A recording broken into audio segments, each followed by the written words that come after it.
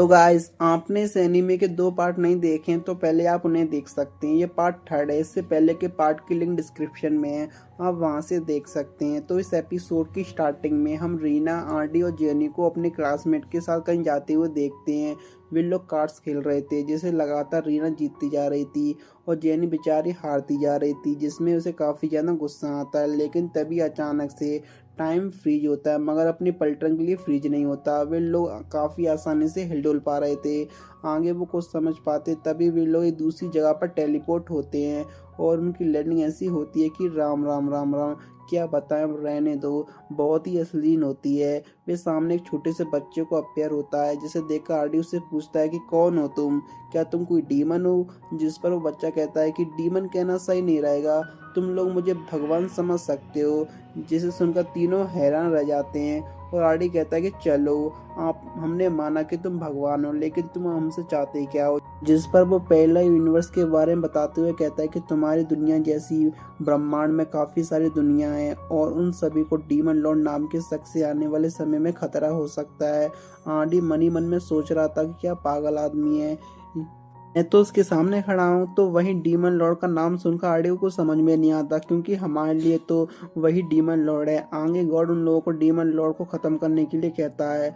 अब वे लोग इससे पहले कुछ समझ पाते, गॉड उन्हें दूसरी टाइमलाइन में टेलीपोर्ट कर देता है और जब उन लोगों को होश आता है तो वे लोग अपने सामने का नज़ारा देख के हैरान रह जाते हैं, क्योंकि वहाँ पर 2 चांद निकले थे। जिसे देखकर आरडी कहता है कि हम लोग जरूर एंशिएंट टाइमलाइन में टेलीपोर्ट हुए हैं, क्योंकि जहाँ तक उसकी जानकारी है एंशिएंट टाइम में 2 चांद पाए जाते थे और फिर समय के साथ साथ उसमें से ये किसी कारण से डिस्ट्रॉय हो गया था। साथ ही में वो ये भी कहता है कि वे लोग डीमन लॉर्ड यानी किंग बार्बाटोस की किंगडम में खड़े हैं, जिसे सुनकर दोनों लड़कियां घबरा जाती हैं। मगर आरडी कहता है कि घबराने की कोई बात नहीं है, पहले हम किसी तरह से किंग बार्बाटोस का भरोसा जीतेंगे और फिर हम उसके साथ गॉड ने जो हमें बताया है उसे डीमन लॉर्ड को ख़त्म करने को कहेंगे, उसके बारे में डिस्कस करेंगे। जिसे देखकर वो लड़के मान जाते हैं, क्योंकि उन लोगों को आरडी पर पूरा भरोसा होता है कि सिर्फ वही है एक जो उन लोगों को वापस उनके टाइम में लेकर जा सकता है।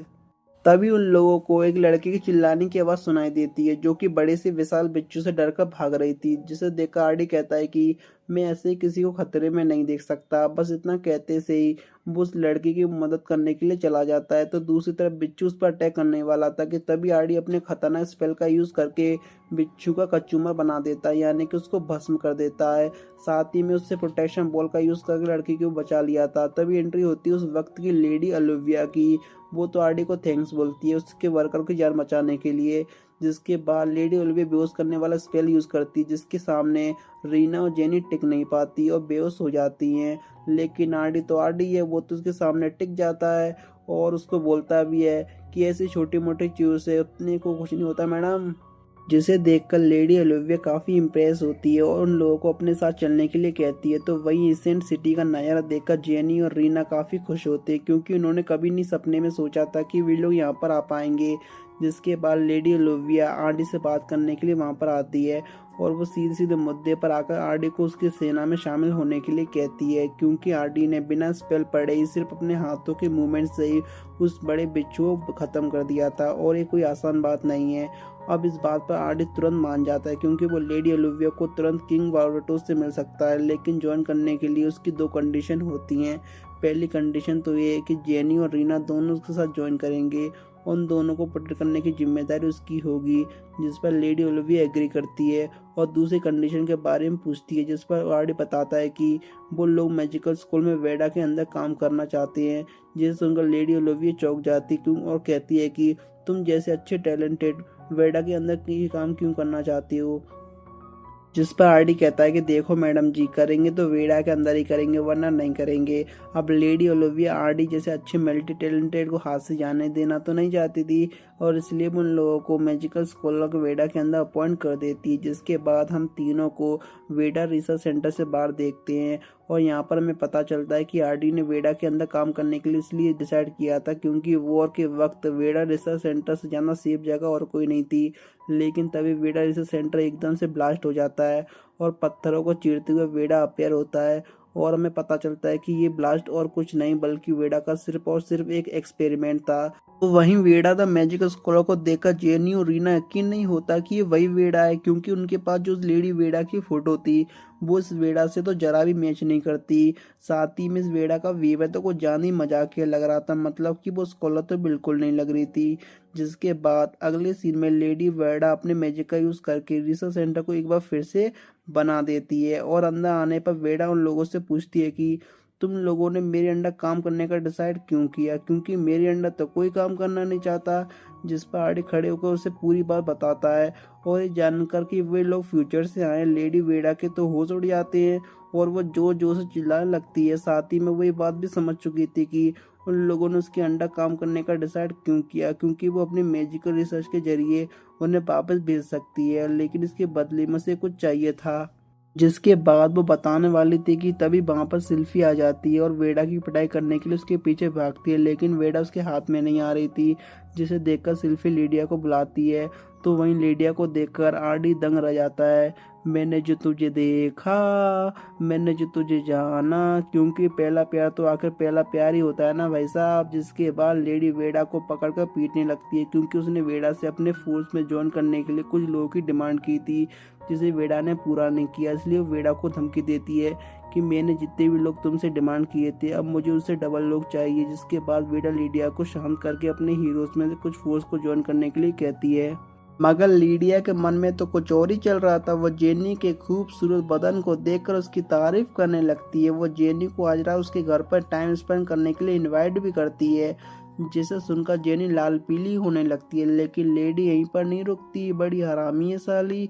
लेकिन जेनी उसके बदन को पकड़ कर फील करने लगती है। ये सीन तो और नोटी होता, उससे पहले आरडी उन लोगों को अलग कर देता है, और जेनी आरडी को थैंक्स बोलती है। तो वहीं लेडी आरडी पर गुस्सा हो जाती है उसके रोमांस में बीच में आने के लिए, जिस पर आरडी कहता है कि जहाँ से मैं आया हूँ ना, वहाँ पर इसे रोमांस नहीं क्राइम कहते हैं। जिसे सुनकर लेडी और भी गुस्सा हो जाती है और वो आरडी को फाइट के लिए चैलेंज करती है, जिसे आरडी भी एक्सेप्ट कर लेता है। जिसके बाद आरडी रीना और जेनी को वहीं रुकने को कहकर लीडिया के साथ बाहर फाइट करने के लिए आता है। फाइट शुरू होने से पहले दोनों एक दूसरे को खुन्नस भरी निगाहों से देखती हैं। जिसके बाद लीडी आरडी पर एक के बाद एक मुक्कों से हमले करती जा रही थी, लेकिन आरडी भी काफी बहादुरी से उसका सामना करता है। मगर तभी लीडिया चालाकी दिखाते हुए आरडी की आंखों में मट्टी डाल देती है, और फिर क्या आरडी की पूरी तरह 12 बज जाती है, क्योंकि लीडिया इतनी जोर से आरडी के पेट में मुक्का मारती है कि धूम करके कि उसके मुंह से खून निकल जाता है, और साथ ही में वो सामने वाली फाड़ी पर जा गिरता है। जिसे देखकर हम समझ पाते हैं कि लेडी ऐसी आरडी का पहला प्यार नहीं थी जनाब। लेकिन आरडी भी कहाँ रुकने वाला था, वो अपनी पूरी ताकत का इस्तेमाल करके लीडिया पे अटैक करता है, मगर उससे बचकर वो आरडी को पंच मारती है। मगर यहाँ पर आरडी भी ये खतरनाक मूव दिखाते हुए एक जोरदार लाल लीडिया के मुंह पे दे मारता है। इसके बाद वो दोनों एक दूसरे के चेहरे पे एक साथ मुक्का मारते हैं, जिससे दोनों की हालत पतली हो जाती है। लेकिन वे लोग फिर भी नहीं रुकते। दोपहर में शाम हो जाती है, मगर उन दोनों की फाइट अभी तक चालू थी। लेकिन अब शाम हो जाती है और दोनों भयंकर तरीके से थक चुके थे, और दोनों लेटे हुए थे अलग अलग। यहाँ पर लेटे हुए लेडी आरडी से कहती है कि तुम में कुछ तो बात जरूर है। तो वहीं आरडी कहता है कि मैंने जितना सोचा था उससे तुम काफ़ी कमज़ोर हो चुकी हो, तुमने और ट्रेनिंग की ज़रूरत है, वरना तुम मार ही जाओगी। तभी हम दोनों के चेहरे को देखते हैं जिनकी 12 बज चुकी थी। जिसके बाद आरडी वहाँ से उठकर जाने लगता है, मगर तभी लेडी उसे आवाज़ लगाकर पूछती है कि तुम इतने पावरफुल होने के बावजूद वरना की फौज में ज्वाइन क्यों की। जरूर तुम्हारे पास कोई अच्छा रीज़न होगा, लेकिन फिर भी मैं तुमसे यही कहूँगी कि तुम्हें मेरी फोर्स को ज्वाइन करना चाहिए। तुम जैसे ताकतवर लोगों की फ्रंट लाइन को जाना जरूरत है। जिस पर आरडी मान तो जाता है, लेकिन वो कहता है कि तुम्हें हम लोगों को किंग बार्बाटो से मिलाना होगा। जिस पर लेटिया मान तो जाती है, लेकिन फिर वो कहती है कि तुम्हें पहले किंग का भरोसा जीतना होगा, जिसके बाद तुम्हें मेरी कोई जरूरत नहीं पड़ेगी। आगे लेटिया आरडी के सर को सहलाकर वहां से जाने लगती है, जिसके कारण आरडी एक बार फिर से लेटिया के प्यार में पड़ जाता है। और फिर गाइस के साथ ये एपिसोड यहीं पर खत्म होता है। तो इस एपिसोड की स्टार्टिंग में जेनी को नहाते हुए दिखाया जाता है। तभी वहाँ पर लीडिया आती है जेनी को परेशान करने के लिए। तो दूसरी तरफ आरडी जब कुछ सोच रहा था, तब लतीमा नाम की लड़की आकर उसे बताती है कि लीडिया ने उन्हें उनका काम खत्म होने तक यहीं पर रुकने के लिए कहा है। साथ ही में उन दोनों की बातों से हमें ये भी पता चलता है कि लीडिया को लड़कों से ज़्यादा लड़कियां पसंद है। ये तो हमें पहले ही पता चल गई थी। तो वहीं लतीमा के जाने के बाद आरडी मन में सोचता है कि लीडिया उनका कितना ख्याल रख रही है। खामका उसने पिछले जन्म में लीडिया को इतना हर्ट किया, लेकिन तभी उसे जेनी की आवाज़ आती है, क्योंकि लीडिया उसे काफ़ी परेशान कर रही थी। जिसके कारण एक बार फिर से लीडिया के प्रति उसके विचार बदल जाते हैं। जिसके बाद अगले सीन में हम जेनी, रीना और आरडी को बैटरफील्ड के केयर सेंटर में देखते हैं। वहां पर रीना को काफी डर लग रहा था कि कहीं उन पर हमला ना हो जाए, जिस पर आरडी कहता है कि डरने की कोई बात नहीं, क्योंकि जहाँ पर हम है ना वहाँ पर सिर्फ घायल सोल्जर को ट्रीट किया जाता है। यहाँ पर हमला होने के चांसेस काफ़ी ज़्यादा कम है। साथ ही में वह अपनी पास्ट लाइफ को रिकॉल करते हुए मन में कहता है कि लीडिया अपनी फॉरेंसिक के साथ डीमन को ठिकाने को एक एक करके डिस्ट्रॉय करेगी, और जहाँ तक उसे याद है उस बैटल में उनका ज़्यादा नुकसान नहीं होता और वे लोग काफ़ी आसानी से जीत भी जाते हैं। तो दूसरी तरफ लीडिया अपने सैनिकों के साथ दुश्मन पर अटैक करती है, जिससे सिल्फिका उस पर काफ़ी बहादुरी से साथ दे रही थी। इधर जब रीना और जेनी सोल्जर को मेडिकल ट्रीटमेंट देने की बात कर रहे थे, तभी वहाँ पर जोरदार धमाका होता है, जिसे देखकर आरडी कहता है कि ये जरूर दुश्मनों का काम है और ये हमला किसी छोटे मोटे सैनिक ने नहीं बल्कि एनिमीज के जनरल बुलंग ने किया था। जिसे देखकर रीना और जेनी घबराने लगते हैं, लेकिन आरडी कहता है कि चिंता मत करो पुत्रियों, हम है ना, तो किस बात का गम है। तो दूसरी तरफ लीडिया सिल्फी के साथ दुश्मनों के अड्डे पे पहुंच चुकी थी, लेकिन उसे हैरानी इस बात की थी कि अभी तक उन पर सामने से कोई हमला नहीं हुआ था। तभी वहां पर उनका एक सैनिक आता है और कहता है कि बुलंग ने मेडिकल ट्रीटमेंट और टीम पर अटैक कर दिया, जिसे सुनकर लीडिया और सिल्फी परेशान हो जाते हैं, क्योंकि बुलंग एक काफी खतरनाक जनरल था। इस तरह बुलंद सारे सैनिकों को चुटकी में खत्म करके आरडी के सामने आता है, उसे खत्म करने के इरादे से। वो अच्छा, आरडी को खत्म करेगा। आरडी काफी आसानी से अपनी मैजिक का यूज करके उसे खत्म कर देता है। तभी वहां पर लेडी और सिल्फी भी आ जाती हैं। उन्हें यकीन नहीं हो रहा था कि आरडी ने काफी आसानी से एनिमीज के जनों को खत्म कर दिया, क्योंकि इसे वे पिछले हफ्ते से खत्म करने का ट्राई कर रहे हैं। अब इतनी बड़ी अचीवमेंट को देखकर लीडिया कहती है किंग बारबडो से मिलने के लिए तैयार हो जाओ, जिसे सुनकर जेनी और रीना रोंगटे खड़े हो जाते हैं, क्योंकि वो इतिहास के सबसे मशहूर किंग बारबडो से मिलने वाले थे। तो वहीं किंग का कैसल देखकर रीना और जेनी उसकी काफी तारीफ करती हैं, जिसे सुनकर आरडी का सीना चौड़ा हो जाता है। और हो भी क्यों ना, आखिरकार ये कैसल उसी ने तो बनवाया था।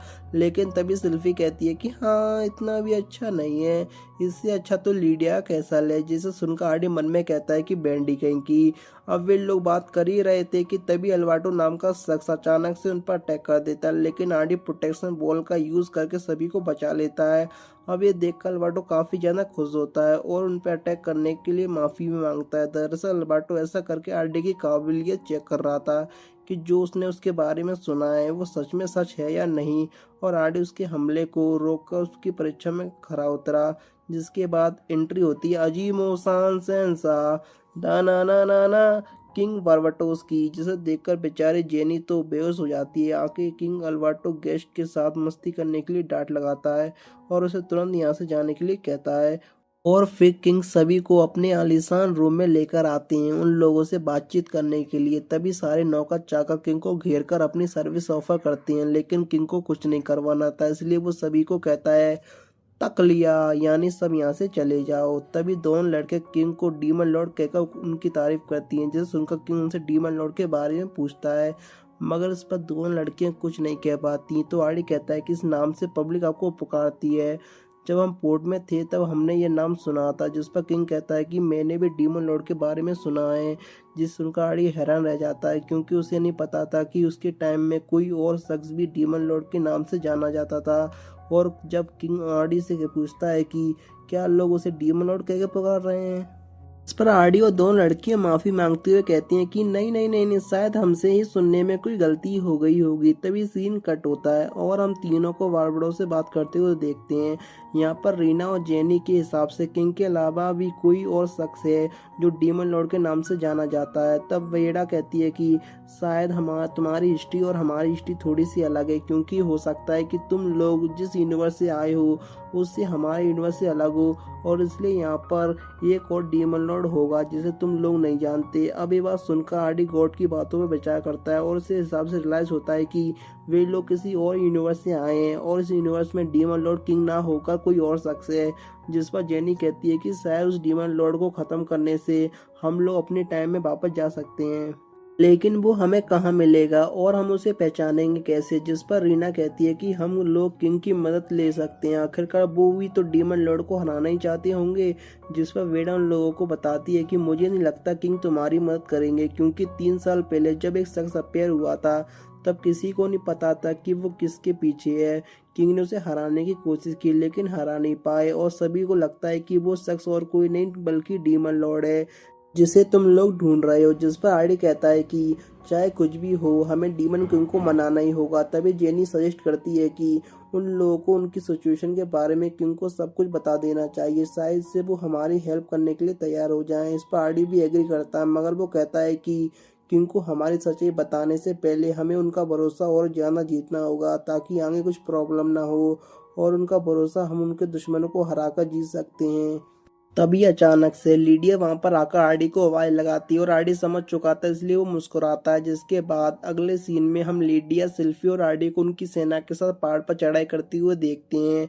यहाँ पर लीडिया को ये बात खटक रही थी, उसकी एक ही बार कहने से आरडी उनके साथ चलने के लिए तैयार कैसे हो गया और ये बात उसको समझ जाती है कि वो अपनी पावर का यूज कर किंग को इम्प्रेस करना चाहता है। जिस पर आरडी कुछ बोलता तो नहीं है, वो अभी किसी को अपनी सच्चाई के बारे में नहीं बताना चाहता। आगे जब आरडी लीडिया से पूछता है कि वे लोग किसके साथ फाइट करने के लिए जा रहे हैं, जिस पर लीडिया द कर्स्ड किंग का नाम बताती, जिसे सुनकर आरडी के होश उड़ जाते हैं और हम उसके चेहरे पर परेशानी साफ देख पाते हैं। तो वहीं सेल्फी के पूछने पर आरडी बताता है कि मैंने उसका नाम सुना है, वो काफी पावरफुल है ना। जिस पर सेल्फी बताती है कि वो पावरफुल नहीं बल्कि बेहद पावरफुल है, डीमंस किंग की पावर रैंकिंग में सबसे टॉप पर आता है। जिसे सुनकर आरडी मनी मन कहता है कि मैं कर्स्ड किंग को कैसे भूल सकता हूँ, उसी की वजह से तो मुझे लीडिया की जान लेनी पड़ी थी। दरअसल गाइस द कर्स्ड किंग ने अपनी पावर का यूज करके लीडिया का ब्रेन वॉश कर दिया था और इसी के चलते आरडी को लीडिया की जान लेनी पड़ी थी। जिसके बाद भी लोग कर्स्ड किंग के महल तक पहुंच जाते हैं जहां पर कई सारे स्केलेटन सोल्जर उनका इंतजार कर रहे थे। अब इससे पहले कि सिल्फी उन लोगों को चार्ज कर पाती, आरडी अपनी पावर का यूज करके एक साथ सभी को डिस्ट्रॉय कर देता है। जिसे देखकर लीडिया उसे पूछती है कि वो इतना ज्यादा गुस्से में क्यों है, जिस पर आरडी मन में कहता है कि इस बार वो हिस्ट्री को रिपीट नहीं होने देगा, यानी कि वो इस बार कैसे भी करके द कर्स्ड किंग को खत्म कर देगा ताकि आगे चलकर वो लीडिया का ब्रेन वॉश ना कर पाए। तभी उन लोगों को अंदर से कई सारे लोगों की जलने की आवाज सुनाई देती है। अब जब वे लोग अंदर जाकर देखते हैं तो उनकी आंखें फटी की फटी रह जाती हैं क्योंकि वहां पर द कर्स्ड किंग के सारे डीमन सोल्जर आग में झुलस रहे थे। ये देखकर उन लोगों को कुछ भी समझ में नहीं आता कि कर्स्ड किंग ने अपने ही डीमन सोल्जर पर अटैक क्यों किया। तभी कर्स्ड किंग का कटा हुआ सर उनके सामने आकर गिरता है और उन लोगों को आंखें एक बार फिर से फटे की फटी रह जाती हैं और वे लोग कुछ सोच पाते इससे पहले ही मेल में से वो शख्स बाहर आता जिससे कर्स्ड किंग का सर धड़ से अलग कर दिया। जैसे देखकर आरडी उससे पूछता है कि कौन हो तुम, जिस पर वो शख्स बताता है कि मैं वही हूँ जिसे तुम लोग ढूंढ रहे हो, द डीमन लॉर्ड, और मैं इस दुनिया को खत्म करने के लिए आया हूँ। साथ ही में वो यहाँ पर किंग बारबटोस के साथ अपनी जंग भी डिक्लेयर करता है जिसे लेडी एक्सेप्ट करती है और फिर डीमन लॉर्ड वहां से हवा में गायब हो जाता है। जिसके साथ ये एपिसोड भी यहीं पर खत्म होता है। तो इस एपिसोड की स्टार्टिंग में लेडी ओलिविया को दिखाने से होती है, वो किंग बारबटोस और बाकी के लोगों के साथ डीमन लॉर्ड के बारे में बातचीत कर रही थी। तभी दरबार के कुछ लोग कहते हैं कि आरडी, रीना और जेनी दरबार का हिस्सा नहीं है तो उन्हें यहाँ पर नहीं होना चाहिए। जिस पर किंग बारबटोस कहते हैं कि ऐसा कैसे, क्योंकि आरडी ने हमारी काफ़ी मदद की है, बल्कि उसने तो जनरल को पकड़वाया है जिसे हमारी सेना काफ़ी टाइम से पकड़ने की कोशिश कर रही थी। जिसके बाद वो डीमन लॉर्ड के हमले की चुनौती को सीरियस लेने को कहता है और ये भी कि उसका हम पर हमला करने से पहले हमें उस पर हमला करना चाहिए, वो भी अपनी पूरी फोर्स के साथ। यानी किंग अपनी सभी जनरल को मैदान में उतरने के लिए कह रहा था। जिसे सुनकर आरडी कहता है कि डीमन लॉर्ड के अनुसार वो अमर है, आप इसके बारे में क्या करोगे। जिस पर किंग कहता है कि मुझे उसका एक सीक्रेट पता है और इसलिए हमें सबसे पहले उसके मेल को डिस्ट्रॉय करना होगा, जिसके बाद हमारी जीत पक्की है। अब किंग ने ऐसा क्यों कहा उसके बारे में तो हमें आगे पता चलेगा। इसके बाद अगले सीन में आरडी लतीमा से लीडिया के बारे में पूछता है, जिस पर लतीमा बताती है कि लीडिया अपनी फोर्स को कमांड देने के लिए गई है क्योंकि उसकी फोर्सेस किंग बारबटोस की फोर्सेस से थोड़ी अलग तरीके से काम करती है। तो वहीं लतीमा के जाने के बाद आरडी जब आराम करते हुए सोचता है कि मैंने लीडिया को बचा तो लिया, लेकिन अभी डीमन लॉर्ड क्या करेगा। तभी वहां पर डीमन लॉर्ड अपेयर होता है, जिसे देखकर आरडी पूछता है कि अब तुम यहाँ पर क्या करने आए हो डीमन लॉर्ड। जिस पर डीमन लॉर्ड कहता है कि तुमने भले ही लीडिया को बचा लिया लेकिन उसका मरना तो तय है, मगर हम लोग उसे बचा सकते हैं। अभी बात सुनकर आरडी को कुछ समझ में नहीं आता कि आखिरकार डीमन लॉर्ड कहना क्या चाहता है। आगे उन दोनों की बातों से हमें समझ पाते हैं कि डीमन लॉर्ड तो काफी अच्छे से पता है कि आरडी ही अभी का किंग बारबटोस है, साथ ही में वो पहेली बुझाता है जिससे कि वो आरडी से कहता है कि तुम ही मैं हूँ और मैं ही तुम हूँ, जिसे सुनकर आरडी का दिमाग हिल जाता है क्योंकि उसे कुछ भी समझ में नहीं आता। तभी डीमन लॉर्ड अपने लोहे का हेलमेट निकालता है और यहाँ पर रिवील होता है कि वो और कोई नहीं बल्कि आरडी का ही एक दूसरा रूप है जो दूसरे यूनिवर्स से आया है। जिसे देखकर आरडी की आंखें फटी की फटी रह जाती हैं। फिर थोड़ी देर बाद वो डीमन लॉर्ड से पूछता है कि आखिर तुम यहाँ पर कैसे आए, जिस पर डीमन लॉर्ड बताता है कि ठीक वैसे ही जैसे कि तुम यहाँ पर आए हो, यानी कि गॉड ने उसे भी यहाँ पर मिशन के लिए भेजा था। लेकिन वो कहता है कि मैं सिर्फ यहाँ पर लीडिया को बचाने के लिए आया हूँ और मेरे हिसाब से तुम भी यही चाहते हो, और अगर हाँ तो तुम मेरे साथ मिल जाओ, हम लोग मिलकर लीडिया को बचा लेंगे। जिस पर आरडी कहता है कि तुम्हें ज्वाइन करने से पहले मुझे 2 सवालों के जवाब चाहिए।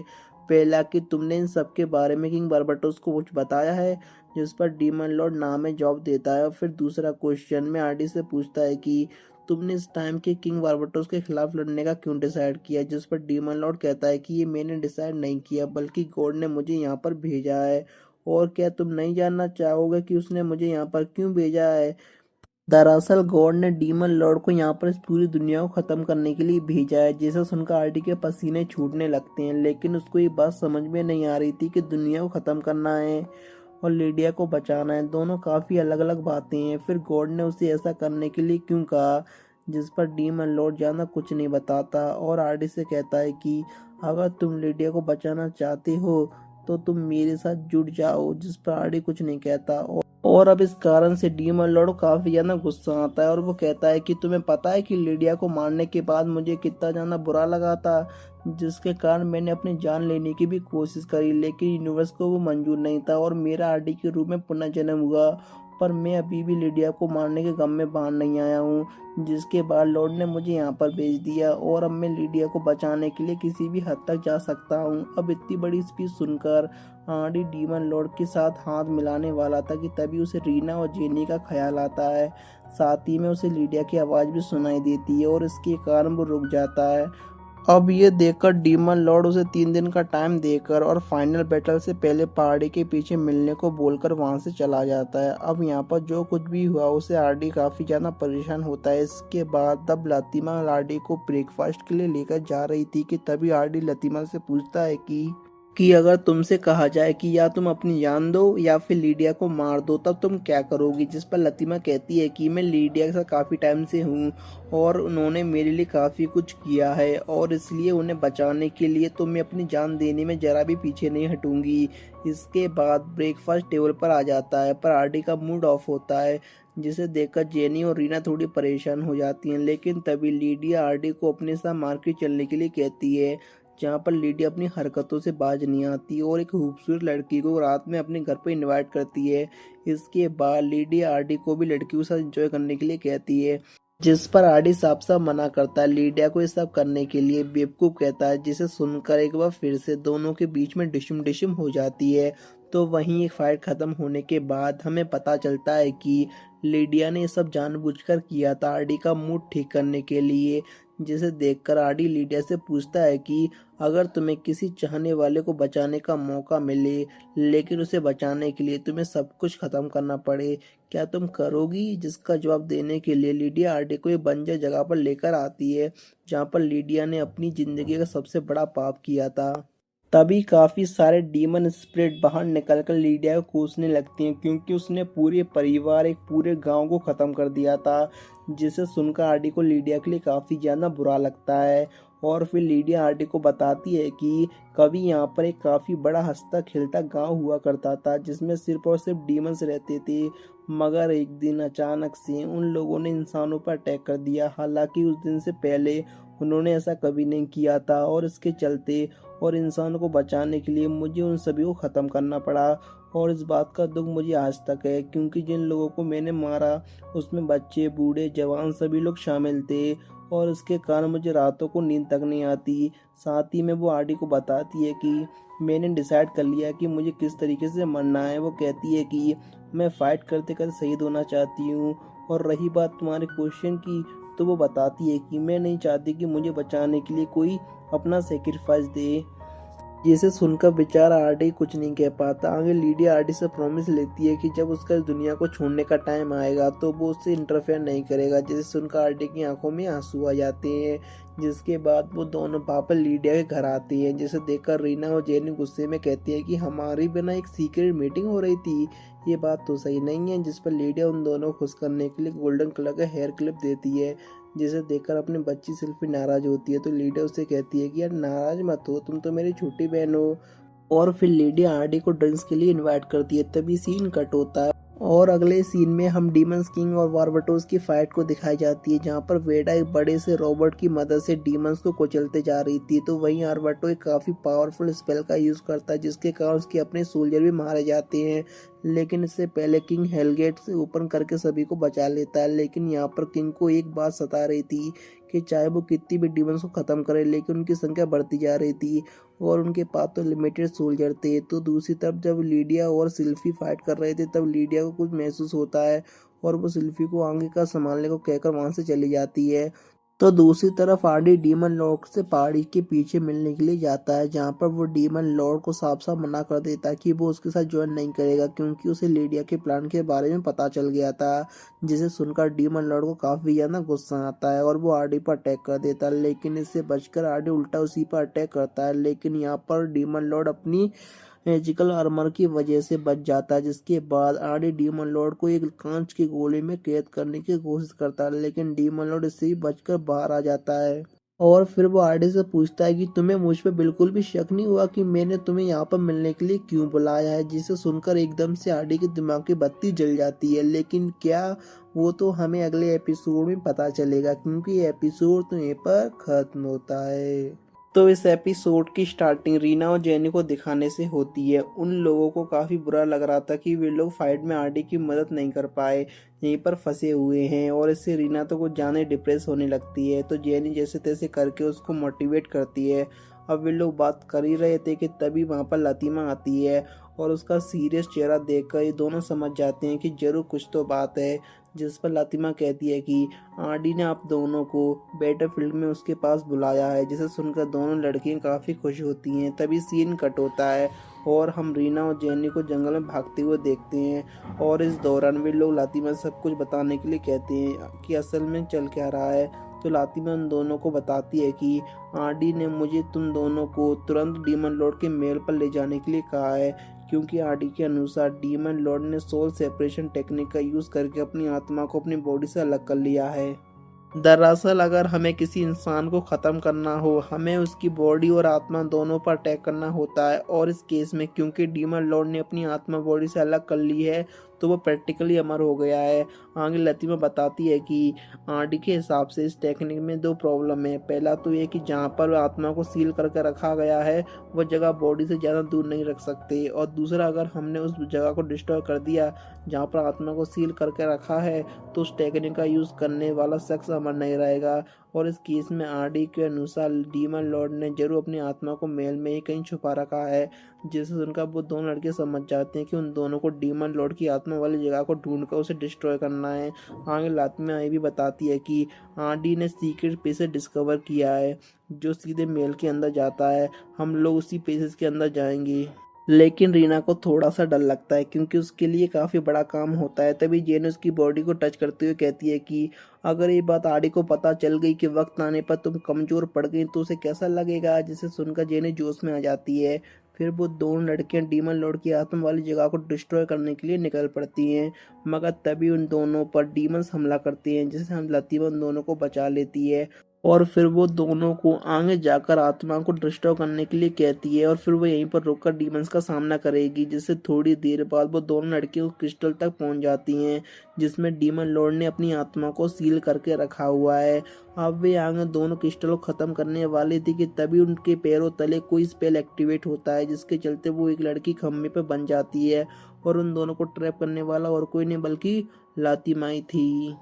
तो वहीं दूसरी तरफ डीमन लॉर्ड अपने मैजिक के जरिए आरडी को ये सब दिखा रहा था। साथ ही में एक बार फिर से आरडी को उसके साथ ज्वाइन करने के लिए कहता है अगर वो इन दोनों लड़कियों को जिंदा देखना चाहता है। तो जिस पर आरडी थोड़ा सा परेशान होता है, लेकिन वो जल्दी से फिगर आउट कर लेता है कि डीमन लॉर्ड कभी भी रीना और जेनी को हर्ट नहीं करेगा, क्योंकि यार ठीक आरडी की तरह ही उसने भी अपना काफ़ी सारा टाइम दोनों लड़कियों के साथ स्पेंड किया है, जिसे सुनकर डीमन लॉर्ड काफ़ी ज़्यादा गुस्सा आता है और वो आरडी से कहता है कि भले ही मैं दोनों लड़कियों को हट ना करूं, लेकिन कुछ टाइम में किंग बारबाटोस की सेना महल में पहुंचने वाली है और वे लोग जीनी और रीना के साथ क्या करेंगे उसका मैं कुछ नहीं कह सकता। जिसे सुनकर आरडी को फिर परेशान हो जाता है। साथ ही वो ये बात भी समझ चुका था कि ये सब स्टार्टिंग से डीमन लॉर्ड का प्लान का हिस्सा है। उसे यहाँ पर बुलाना, क्रिस्टल को मेल में ही छोड़ना ताकि जेनी और रीना उसे डिस्ट्रॉय करने के लिए भेजें, जिस पर डीमन लॉर्ड एग्री भी करता है और एक बार फिर से कहता है कि अगर तुम दोनों लड़कियों को बचाना चाहते हो तो मेरे साथ ज्वाइन कर लो। दूसरी तरफ लतीमा, जेनी और रीना को पता चलता है कि उसने डीमन लॉर्ड को ज्वाइन कर लिया है क्योंकि वो लीडिया को बचाना चाहती थी। जैसा कि उसने पिछले एपिसोड में कहा था कि वो लीडिया को बचाने के लिए कुछ भी कर सकती है और वो कुछ भी उसने आज कर दिखाया। लेकिन यहाँ पर जेनी और रीना को से एक कदम आगे निकलती हैं क्योंकि वे लोग सर्कल स्पीड का यूज़ करके अपने आप को छुड़ा लेती हैं, मगर इससे लतीमा को कोई फर्क नहीं पड़ता। वो अपने बचाव में कई सारे डीमंस को समन कर लेती है। आगे उनसे लड़ने के लिए रीना और जेनी तैयारी कर ही रही थी कि तभी वहाँ पर लीडिया आ जाती है और जब उसने पूछा कि वो यहाँ पर कैसे पहुंची तो वो बताती है कि उसने उन दोनों की लोकेशन हेयरपिन से ट्रैक करी है जो उसने उन्हें गिफ्ट करी थी। साथ ही में उसे यहाँ पर लतीमा की गद्दारी के बारे में पता चल गया था, लेकिन वो बेचारी तो ये सब अपने मॉन्स्टर को बचाने के लिए कर रही थी। इसके बाद लीडिया सभी डीमंस को एक एक करके ख़त्म कर देती है। इतना ही नहीं, वो उस क्रिस्टल को भी डिस्ट्रॉय कर देती है जिसमें डीमन लॉर्ड की आत्मा कैद थी, जिसके कारण डीमन लॉर्ड को एक बड़ा सा झटका लगता है और सेम सब दूसरी तरफ किंग बारबाटोस को भी लगता है। तो इस तरफ डीमन लॉर्ड एक बार फिर से आरडी को अपने साथ ज्वाइन करने के लिए कहता है। अभी खूसरते को समझ में नहीं आ रही कि वो ज्वाइन नहीं करना चाहता, जिस पर आरडी एक बार फिर से साफ साफ मना कर देता है। जिसके साथ ही वो डीमन लॉर्ड से पूछता है कि क्या तुम ये सब सिर्फ लीडिया को बचाने के लिए कर रहे हो या फिर बात कुछ और भी है। जिसे सुनकर डीमन लॉर्ड की आंखें बड़ी हो जाती हैं, यानी कि जरूर कोई और बात है। जिसे देखकर आरडी एकदम सटीक अंदाजा लगाता है कि डीमन लॉर्ड ये सब उस गिल्ड से बचने के लिए कर रहा है जो कि लीडिया को मारकर उसे हुआ था, जिस पर ना चाहते हुए भी डीमन लॉर्ड एग्री करता है। साथ ही वो ये बात भी समझ चुका था कि अब आरडी उसके साथ ज्वाइन नहीं करेगा। जिसके बाद दोनों अपने डीमन लॉर्ड के फॉर्म में अपेयर होते हैं क्योंकि अब दोनों के बीच में डिंग डांग डिंग घमासान और खतरनाक फाइट होने वाली है। और इस फाइट के दौरान एक फ्लैशबैक में हमें पता चलता है कि किंग बारबाटोस ने एक बड़ा डेमंस के साथ अपनी जमीन शेयर करने का डिसाइड किया था और ये बात लीडिया को जरा भी पसंद नहीं आई थी क्योंकि वो नहीं चाहती थी कि इंसान और डीमंस एक साथ एक ही जमीन पर रहें और इसके कारण दोनों के बीच में काफ़ी बड़ी बहस होती है। और इसमें किंग कहता है कि अगर तुम्हें अपनी सेना के साथ जाकर लड़ना है तो लड़ो, मैं तुम्हारे साथ नहीं हूँ। जिसे सुनकर बेचारी लीडिया उदास होकर वहाँ से चली जाती है। उसकी उदासी भरे चेहरे को देखकर किंग बारबाटोस को भी अच्छा नहीं लग रहा था, पर वो भी क्या करे, अब उसने पहले ऑर्डर दे दिए थे। गाइस, यहाँ पर उसी जमीन की बात चल रही है जहाँ पर लीडिया ने पूरे गाँव को ख़त्म कर दिया था, जिसके बारे में उसने पिछले एपिसोड में आरडी को बताया था।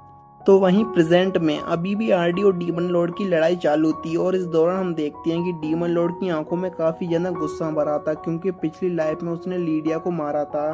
तो वहीं इस गुस्से के चलते वो अपनी हीरो आरडी पर भारी पड़ने लगता है और आरडी को जान से मारने वाला था कि तभी लीडिया अपेयर होती है जिसे नई डीमन लॉर्ड की स्वॉर्ड पकड़ा हुआ था। जिसे देखकर आरडी को एहसास होता है कि अगर वो डीमन लॉर्ड की स्वॉर्ड को खत्म कर देगा तो डीमन लॉर्ड भी खत्म हो सकता है। इसलिए वो तुरंत उसके ऊपर अटैक करता है और उसका ये अंदाजा काफी ज्यादा सही निकलता है क्योंकि डीमन लॉर्ड अब काफी वीक होकर अपने घुटनों पर गिर चुका था। लेकिन अभी भी लीडिया को बचाने की उसकी इच्छा नहीं गई थी। वो एक बार फिर से आरडी को बहलाने के लिए उसे लीडिया के साथ गुजारे हुए पलों को याद करने के लिए कहता है कि याद करो वो पल, उन पलों को याद करके भी तुम लीडिया को नहीं बचाना चाहते। और हम देखते हैं कि उसने सच में लीडिया के साथ पास्ट में काफ़ी अच्छा टाइम स्पेंड किया था, मगर इससे आरडी को कोई फ़र्क नहीं पड़ता क्योंकि वो लीडिया के डिसीजन की रिस्पेक्ट करता है कि वो चैंपियन के रूप में इस दुनिया को छोड़ना चाहती है। लेकिन जब तो डीमन लॉर्ड एक ही राग लाता है कि उसे लीडिया को बचाना ही होगा, जिसे सुनकर आरडी उस पर अटैक करके हमेशा के लिए उसे ख़त्म कर देता है। तो वहीं धरती लोग छोड़ने से पहले डीमन लॉर्ड आरडी से कहता है कि तुम अपने किए पर जरूर पछताओगे और फ्यूचर में तुम्हें अपने हाथों से लीडिया को मारना होगा। जिसके बाद डीमन लॉर्ड हवा में गायब हो जाता है और यहाँ पर साथ ही में आरडी और जेनी और रीना भी गायब होने लगती हैं। यानी कि वो वापस अपने टाइम में जा रहे हैं। और इसके बारे में लीडिया को भी पहले से पता था कि वे लोग फ्यूचर से आए हैं। वहीं जाने से पहले लीडिया दोनों लड़कियों से पूछती है कि क्या फ्यूचर की लाइफ पीसफुल है या फिर नहीं, जिस पर लीडिया पहले तो कुछ नहीं कहती, लेकिन बाद में खुश होती है बताती है कि फ्यूचर की लाइफ काफ़ी ज़्यादा पीसफुल है, जैसा आपने सोचा था कि ठीक वैसे ही, बिना डीमंस की, जिसे सुनकर लीडिया काफ़ी ज़्यादा सुकून मिलता है। जाते जाते वो दोनों को उसका एक मैसेज आरडी तक पहुंचाने के लिए कहती है। तो वहीं दूसरी तरफ किंग बार्बाटोस को पता चलता है कि डीमन लॉर्ड हमेशा के लिए गायब हो गया है। और ये सब सुनकर उसे अंदाजा हो गया था कि ये सब आरडी, जेनी और रीना का किया हुआ है।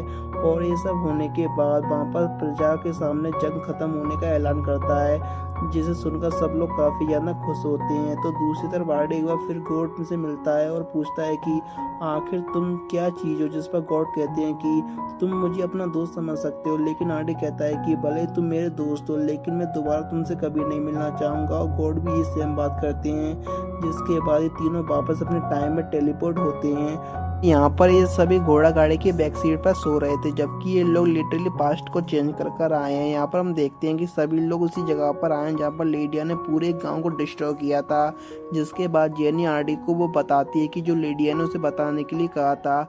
लीडिया आरडी से कहती है कि कुछ भी हो जाए हम हमेशा दोस्त रहेंगे। यानी कि लीडिया को ये अंदाजा हो गया था कि आरडी और कोई नहीं बल्कि किंग बार्बाटोस का पुनर्जन्म है। साथ ही में लीडिया की स्पीड आरडी को आगे जाकर खुशी से जीने की पुश करती है। और फिर गाइस, इसी के साथ the greatest demon lord reborn as the typical nobody का सीजन 1 यहीं पर खत्म होता है। मिलते हैं एक न्यू सीरीज एक्सप्लेनेशन के साथ। अगर आपको ये वीडियो पसंद आई हो तो आप वीडियो को लाइक और चैनल को सब्सक्राइब कर सकते हो। तब तक के लिए bye, thank you for watching.